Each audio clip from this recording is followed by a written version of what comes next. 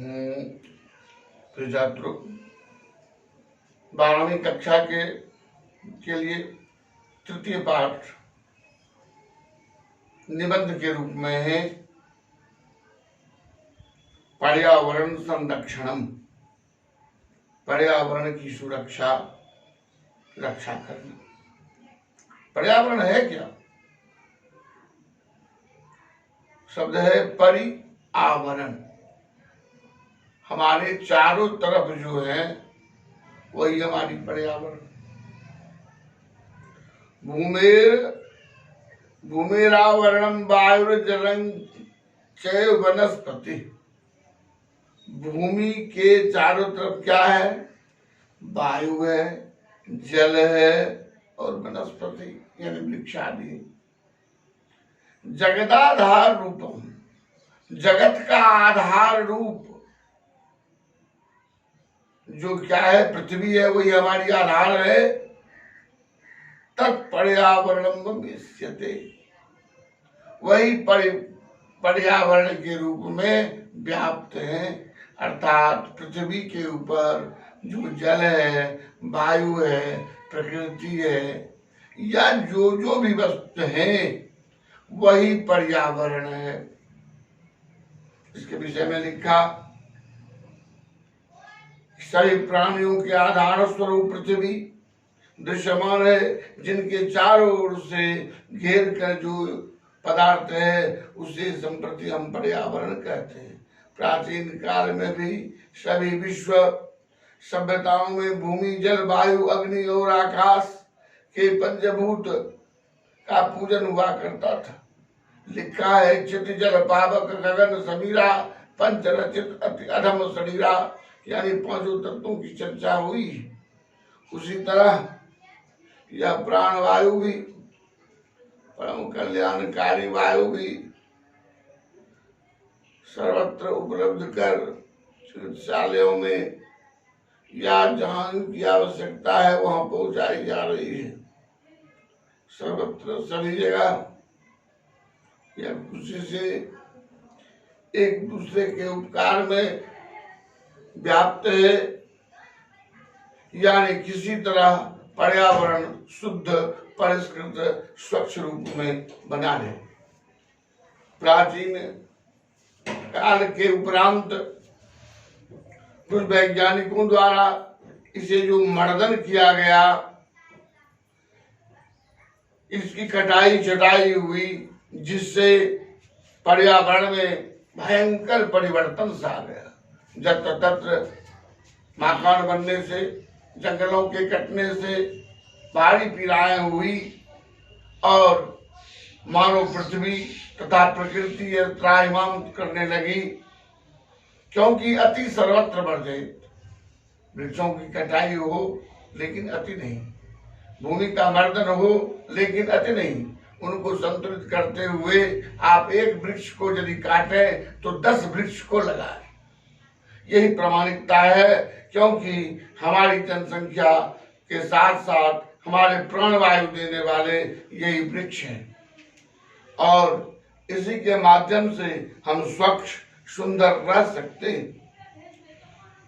इसलिए इस पर्यावरण में चाहे वह जल प्रदूषण हो, वायु प्रदूषण हो, स्थानीय अन्य पवित्रता, अन्य जीवों की उत्पत्ति, जैसे विभिन्न प्रकार के कीटाणुओं की उत्पत्ति गंदगी से होती है, उनकी स्वच्छता उनमें लाना अनिवार्य है। गली कूचे, जत्र नल नाले सबों को शुद्ध और स्वच्छ रखना होगा, तभी हमारी पृथ्वी के ऊपर यह संपूर्ण भार जो है संरक्षण का, यह पूर्ण निभा सकेगी। अन्यथा पृथ्वी भी इसे पूर्ण करने में, सुरक्षा करने में असमर्थ हो रही है। का भूमि का आवरण क्या है? प्रश्न के रूप में पूछ सकते हैं। तो भूमि आवरणम वायु जलं वनस्पति। इसी तरह देखिए, प्रश्न संस्कृत में भी उत्तर देने वाले के लिए सहज है। सीधे प्रश्न को रखें और वहां प्रश्न क्या है? जैसे वायु शोधन कर्माणि के प्रवृत्ता, वायु को शुद्ध करने में कौन प्रवृत्त है, सामर्थ्य है? तो प्रश्न कितना है? के। कौन सामर्थ्यवान है? तो प्रश्न इतना ही है, उत्तर में भी वही होगा, वायु शोधन कर्मणि के जगह पर आप केवल वृक्ष दे दीजिए, यानी वृक्षा। जो संस्कृत था वही उत्तर बन गया। यानी अव्यय शब्द जो है क ये यस्य कस्य तस्य, ये सारे शब्द जो प्रश्न को उत्पन्न करता है, उस प्रश्न के स्थान पर केवल उत्तर उसी रूप में दे दे, वह प्रश्न उत्तर बन जाएगा। जैसे वायु शोधन के काम वृक्ष करते हैं, विकसित देशेषु का महती परंपरा वर्तते, यानी विकसित देशों में कौन सी महती परंपरा है? तो विकसित देशेषु विकास से अंध महती परंपरा, विकास की अंधी परंपरा है। चाहे कुछ हानि हो तो हो, लेकिन विकास हो, ऐसी परंपरा है। जनसंख्या नियमन सर्वाधिकम आवश्यकम सन अस्ति, जनसंख्या का नियमन अर्थात नियंत्रण अनिवार्य है। वास्तव में आखिर हर मनुष्य को रहने का, भोजन का और जीने का अधिकार है। इन तीनों की पूर्ति तभी होगी जब हमारी जनसंख्या समुचित रूप में रहेगी। वृक्ष जैसे है, वृक्षारोपण कदा कर्तव्यम, वृक्ष का रोपण कब करें? तो वृक्षारोपण वर्षा काले, वर्षा काल के आरंभ होने पर वृक्षारोपण कर्तव्यम। किम पर्यावरणम? अब फिर प्रश्न करता है पर्यावरण क्या है?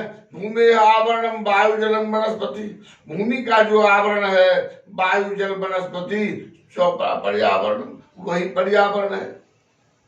तो इन सारे प्रश्नों का उत्तर आप इस पाठ में सरलता से दे सकते हैं। यह निबंध है और निबंध परम कल्याणकारी है, क्योंकि संपूर्ण रक्षा के लिए जिम्मेवार पर्यावरण ही है।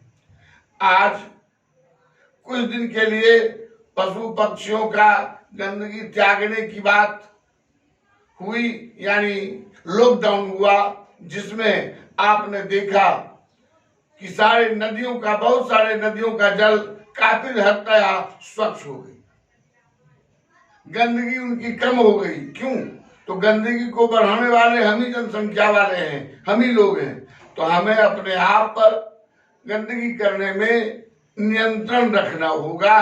कम से कम किसी वस्तु का हम ऐसा प्रयोग करें जिसमें दोष आवे। साथ साथ प्राणवायु की रक्षा के लिए सदा वृक्षारोपण करें, जिससे कल्याणकारी स्थिति बनी रहे।